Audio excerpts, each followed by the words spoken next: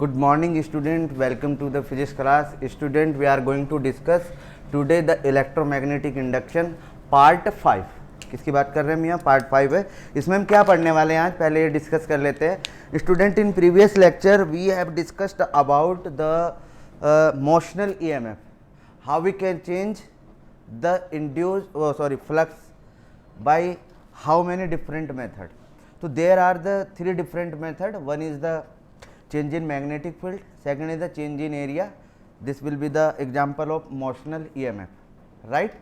Now we have to take some conceptual question related to this. देखिए, अब हमने जो लास्ट पोर्शन में डिस्कस किया था, दैट वाज एक रेल है हमारे पास, रेल ट्रैक है. We have a rail track, one of the conductor are moving, whenever the area change the flux change induced EMF induced in it. But now rotational load, अब मैं किसकी बात कर रहा हूं? रोटेशनल लोड की. EMF across the rotational load. Topic क्या है हमारा? EMF across the rotational load. Rotational road, एक रोड है हमारे पास. Whenever that road make the rotational motion, means this one is the magnetic field acting inward into the plane of paper. In this magnetic field we have a rod like this. This one is the rod.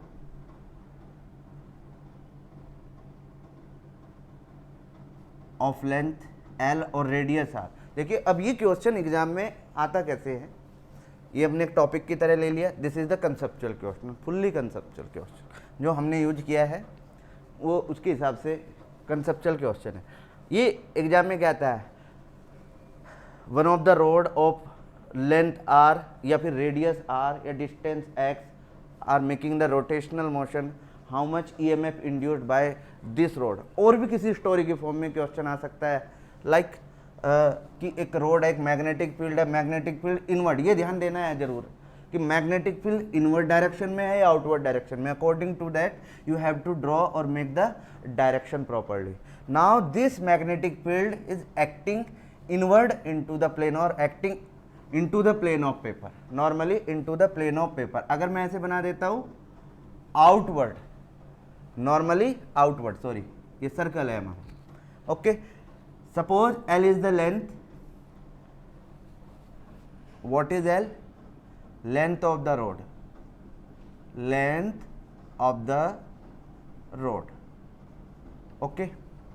अब this one making the circular motion and the rotational. Circle पे move कर रही है. ये and fix है इसका और ये एंड मोशन में है. अब मैं कह रहा हूँ अगर ये चीज़ ऐसे मूव करती है, ये कोई भी ऑब्जेक्ट, ये ऑब्जेक्ट है, ये ऐसे मूव कर रहा है डाउनवर्ड डायरेक्शन में. ध्यान देना इस चीज़ पर. This one is V, this one is V. अब इसकी वेलोसिटी, इस एंड की वेलोसिटी भी V है, इस एंड की वेलोसिटी. तो हम यहाँ पर क्या कंसीडर करेंगे? V average. V एवरेज भी क्या होगा? V plus V divided by 2, 2V/2. It will become V average. अब यहाँ पर क्या हो रहा है कि this one rod making the rotational motion, means this one end is fix and this one is going to like this. ये ऐसे मूव कर रही है. तो what is the average velocity? ये 0 हो गया, ये V हो गया, तो 0 प्लस V डिवाइडेड बाय 2. तो what is the average velocity? 2. ये इसकी एवरेज वेलोसिटी हो गई. So this one moving with velocity V. Now what is the relation between angular velocity, because we are considering here और we are taking here the rotational motion. जब भी हम rotational motion की बात करते हैं, न्यूमेरिकल में आपको एंगुलर वेलोसिटी की फॉर्म में क्वेश्चन मिल सकता है. तो वो एंगुलर वेलोसिटी का क्या रिलेशन होता है? ये डिस्टेंस L है, ये वेलोसिटी V है, तो relation V is equal to R omega हमने पढ़ा है. Therefore V is equal to R omega और V इज इक्वल टू, यहाँ पर लेंथ हमने क्या लिया है? L. It will become L omega. बात समझ में आ गई होगी. What is this? This one is the L omega. अब ये L ओमेगा, ओमेगा क्या है? L is the length of the rod, omega angular velocity, या फिर विद विच इट्स रोटेटिंग। तो angular velocity of the rod, किसकी velocity है? Rod का angular velocity, this is the angular velocity. तो EMF induced across the road, तो what is the EMF? तो हम कहेंगे ईएमएफ, ये तो आपको कंसेप्ट समझ में आ गया होगा क्योंकि अब ये यूज होने वाला है यहाँ पर, राइट। अब सपोज करो ये एंगल थीटा, और भी बहुत सारे क्वेश्चन बनेंगे, डिस्कस करते हैं उनके बारे में भी, पहले ये समझ लेते हैं। तो EMF induced across the rod, rod के अक्रॉस कितना ईएमएफ इंड्यूस होगा? आंसर है, अब हम क्या जानते हैं, E is equal to B L V average. ये हम एवरेज वेलोसिटी लेके चलते हैं, हर जगह एवरेज यहाँ पे हमें लिखना पड़ रहा है क्योंकि यहाँ पर हमको ये जस्टिफाई करना है। तो बी एल वी बाय 2, तो ये क्या बन जाएगा?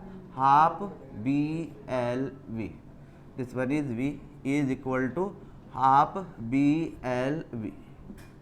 ये क्या हो गया हमारा? Induced EMF across the rod whenever it will make the rotational motion into the magnetic field, either the magnetic field is inside or outside, that depends. Okay, now whenever you will place the value of v, place E is equal to half b l, v की value l omega into l omega, so half b l square omega in the form of angular velocity. This one is the angular velocity, okay. चलिए ये बातें हमें समझ में आती है सारी कि अगर एंगुलर वेलोसिटी होगी तो ये हो जाएगा। हम इसको डायरेक्ट भी कर सकते हैं। अब क्वेश्चन ये है कि इस पर किस टाइप के क्वेश्चन बनते होंगे और क्या क्वेश्चन इस पर बन सकते हैं, ठीक है। अगर ये रोड आई, इसमें क्वेश्चन क्या पूछेगा आपसे? रोड का फॉर्मूला ये हो गया, find out the current whenever the resistance across the road, the resistance across the road is R। तो अगर R, if R is the resistance of road, अगर रोड का रेजिस्टेंस क्या है? R है, तो what is the EMF? तो EMF will become half, sorry EMF तो हमारा हो गया current, what is current? I is equal to E upon R, तो it will become B L square omega upon 2R, या फिर B L V upon 2R, ये B L V upon 2R, ये formula बन जाएगा हमारा। ये हो गई हमारी करंट। फोर्स क्या होगा? What is the force? Next is force, the force will be equal to ILB, तो what is current here? Current is I B L V into L B upon 2R। I की value रख दो यहाँ पर, आई की value आपने रख दी B L B upon 2R, या फिर ये वाली वैल्यू रख दीजिए। अब डिपेंड करता है आपसे एंगुलर वेलोसिटी गिवन है आपको या फिर सिंपल वेलोसिटी। अगर न्यूमेरिकल में एंगुलर वेलोसिटी गिवन है तो you have to place this formula if, आपको ध्यान ये रखना है और ये रिलेशन माइंड में सेट करना है, ठीक है। तो इससे आपका हर क्वेश्चन सॉल्व हो जाएगा related to this topic. So F is equal to I L B और is equal to B L B L B, तो क्या हो जाएगा? B square L square B upon 2R, this one is the force. Now what is the power? Power क्या होती है? F into V, that is equal to F की value B square L square V square, V है यहाँ पर, we square upon 2R, it will be the power. ये क्या हो जाएगी? हमारी पावर हो जाएगी। तो you can find the solution of any numerical in which the values or the given quantity are like this. So you can use according to the solution or according to the question each formula. Most important है question और आने वाला है exam में mostly ऐसे question आते हैं। अब इससे क्वेश्चन और क्या बनेगा? जैसे ऐसा क्वेश्चन बन सकता है आपके पास कि भाई ये स्पोक है, स्पोक्स क्वेश्चन बनते हैं,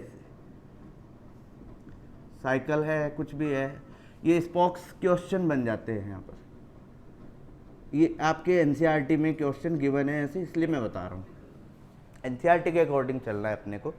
तो ये क्वेश्चन गिवन है, उन्होंने कुछ इस टाइप से क्वेश्चन कह दिया कि भाई आपका जो ये स्पोक्स है, ये एक्सेल है, इस एक्सेल के अक्रॉस इतना ईएमएफ है, इस एक्सेल के अक्रॉस इतना ईएमएफ है, इस एक्सेल के अक्रॉस इतना ईएमएफ है। अगर ये गिवन है दैट्स गुड, वो हम इजीली कर लेंगे। But if this is not given to you, देखो ये स्पोक है, ये कंडक्टर है, ये मूव कर रहा है, तो ये कौन सा मैग्नेटिक फील्ड कट कर रहा होगा? It can be cut either horizontal component और वर्टिकल कंपोनेंट। कुल मिला के बात ये है कि ये किसी न किसी कंपोनेंट को कट करेगा। अब डिपेंड है कि वो कंपोनेंट की डायरेक्शन कौन सी है, वो वर्टिकल मतलब किस डायरेक्शन में है, हमें ये नहीं पता कि वर्टिकल है क्या है। अब इसका मोशन कैसे है? इसका मोशन इस टाइप से है या फिर इस टाइप से है। मैग्नेटिक फील्ड किस डायरेक्शन में है? या तो वर्टिकल होगा या हॉरिजॉन्टल। अब इसका मोशन इस टाइप से है, हॉरिजॉन्टल इस टाइप से है, समझ गए? तो मैग्नेटिक फील्ड ये और मोशन ये, तो करंट कैसे फ्लो होगा? ऐसे। और करंट ऐसे फ्लो हो रहा है, इसका मतलब ये वाली साइड पॉजिटिव है और ये वाली साइड नेगेटिव है। तो करंट की डायरेक्शन क्या होगी हमारी? ये होगी। अब ये करंट किसी सोर्स से आ रहा है, कोई तो सोर्स बनना होगा, तो कैसे चल रहा है? ये पॉजिटिव और ये नेगेटिव, यानी कि इस एंड पर पॉजिटिव आ गया और इस एंड पर नेगेटिव आ गया। इस तरीके से हम इसको समझते हैं। ऐसे ही सपोज करो 4 स्पोक्स है, तो 4 स्पोक्स है, फिर एक और ये स्पोक्स है, 4 स्पोक हो गए हमारे। अब हमें कहेंगे कि टोटल ईएमएफ कितना इंड्यूस हुआ होगा। अगर वो कह रहे हैं कि एक स्पोक के थ्रू BLV की हेल्प से हम यहाँ पर निकाल सकते हैं। चलिए मैं कह रहा हूँ कि एक का 2 मिली वोल्ट हुआ है यहाँ पर, तो देखिए ये सारे के सारे किस में कनेक्टेड है? आंसर है ये सब पैरेलल में कनेक्टेड है। एक ये हो गया, दूसरा ये हो गया, थर्ड ये हो गया, फोर्थ ये हो गया। तो किस में कनेक्टेड है? हमारे पैरेलल में। तो ई ई ई ई, अब ये हमने स्टडी किया है सेकंड यूनिट में कि जब पैरेलल में सेल्स कनेक्टेड होती है तो उसका नेट ईएमएफ क्या होता है। एक ये टाइप का क्वेश्चन हमारा बनता है। और क्या क्वेश्चन बन सकता है इस पर? और ये सफिशिएंट है इतना कि एक प्लेन है, वो ऐसे जूम करके नीचे आ रहा है। अब उसका कंपोनेंट कौन सा कट हो रहा है? या तो हॉरिजॉन्टल कंपोनेंट कट होगा या फिर वर्टिकल कंपोनेंट कट होगा। हाँ, क्वेश्चन में देख रहा था, एक क्वेश्चन है एरोप्लेन वाला, ये क्वेश्चन आप समझिएगा। Aircraft wings this this this this, उसका मैग्नेटिक फील्ड इतना है वर्टिकल। तो ऐसे कोई भी एरोप्लेन आ रहा है हमारा, सपोज करो, इसको भी समझ लेते हैं, इसको यहाँ पर समझते हैं तो कॉपी हो जाएगा। ओके, एक एरोप्लेन है, ये एरोप्लेन है ला, ये ऐसे मूव कर रहा है एरोप्लेन, हम ऐसे कर लेते हैं एयरक्राफ्ट, ये बना लिया हमने। ये जो स्पैम है यानी कि इन दोनों के बिटवीन जो लेंथ है ये L हो गया, ठीक है ना। क्वेश्चन में एक बार रीड कर देता हूँ। Wings span 40 metre with the speed of इतना ईस्टवर्ड डायरेक्शन, ये ईस्ट हो गया, ये वेस्ट हो गया, this is north and south, eastward direction में, ठीक है ना। In the eastward direction constant altitude in northern hemisphere where the vertical component of the earth magnetic field, ये ऐसे जा रहा है, इसकी स्पीड कैसे? ऐसे। तो vertical component of the magnetic field it will cut the vertical component, ये ऐसे चल रहा है, देखिए ऐसे। इसको कैसे कट करेगा? ये ऐसे कट करेगा। फील्ड की डायरेक्शन ये है, तो फील्ड की डायरेक्शन ये है, लेंथ इसकी 40 सेंटीमीटर है या 40 मीटर है, शायद 40 मीटर है। स्पीड क्या है? v की वैल्यू क्या है? यहाँ पर v की वैल्यू है हमारी 1080 किलोमीटर पर आवर, ये हमारी v की वैल्यू है यहाँ पर। Now the next is magnetic field means vertical component, यानी कि bv is given to us, that is equal to 1.75 into 10⁻⁵ tesla, this is given to us vertical component of the magnetic field. ये हमें given है vertical component of magnetic field. In case this component is not given to you, उसने कहा कि इतने angle पर land कर रहा है, इतने एंगल पर लैंड कर रहा है और उसका हॉरिजॉन्टल फील्ड इतना है, तो उससे आप निकाल सकते हो BV is equal to BH cos 30, ये sorry B E cos 30, net magnetic field होगा, उसका वर्टिकल कंपोनेंट आप ऐसे निकाल सकते हो कि 30 डिग्री पर ऐसे जा रहा है या फिर 60 डिग्री पर जा रहा है, थीटा गिवन हो गया तो बी डेल्टा है, तो यहाँ से इजीली आप ये फाइंड कर सकते हैं और उसकी वैल्यू इसमें प्लेस कर सकते हैं। एक मेथड ये हुआ हमारा, इस टाइप का क्वेश्चन हमें मिल सकता है। अब एक ट्रेन वाला क्वेश्चन हो सकता है, एक रेल ट्रैक है, उसका जो है वर्टिकल कंपोनेंट ये गिवन है आपको या फिर हॉरिजॉन्टल कंपोनेंट गिवन है, तो ये ट्रेन है तो कौन सा कंपोनेंट कटना चाहिए, वर्टिकल तो नहीं कटेगा। अगर ये ऐसे है, ठीक है ना, पैरेलल होना चाहिए प्लेन के, यानी कि इसका प्लेन क्या है, ये वाला है और फील्ड इसके पैरेलल होना चाहिए, ठीक है ना। साइन के केस में 90 होता है। चलिए, तो B V is equal to 1.75 into 10⁻⁵ tesla. तो स्टूडेंट इस टाइप की क्वेश्चन हमारे पास ये एग्जाम में आएंगे सॉल्व करने के लिए, और ये हमें सॉल्व करना है। ये एयरक्राफ्ट है, एक एयरक्राफ्ट, इस टाइप के क्वेश्चन हमें मिलेंगे और यहाँ पर सिंपल फॉर्मूला लग जाएगा, E is equal to B L V. अब बी हमारे पास ये आ गया, वी हमारे पास ये आ गया, और एल क्या है हमारा, एल ये आ गया। इसमें कितना EMF इंड्यूस होता है उसका हमें फील भी होता है, जब हम चलते हैं एयर में तो हमें ऐसे करंट सा दौड़ता है, तो ऐसा फील होता है, प्रैक्टिकली है सब कुछ। तो E is equal to B L V. तो स्टूडेंट ये था हमारा सेकेंड मेथड। अब हमारा आता है now we jump the third method, that is orientation of the coil.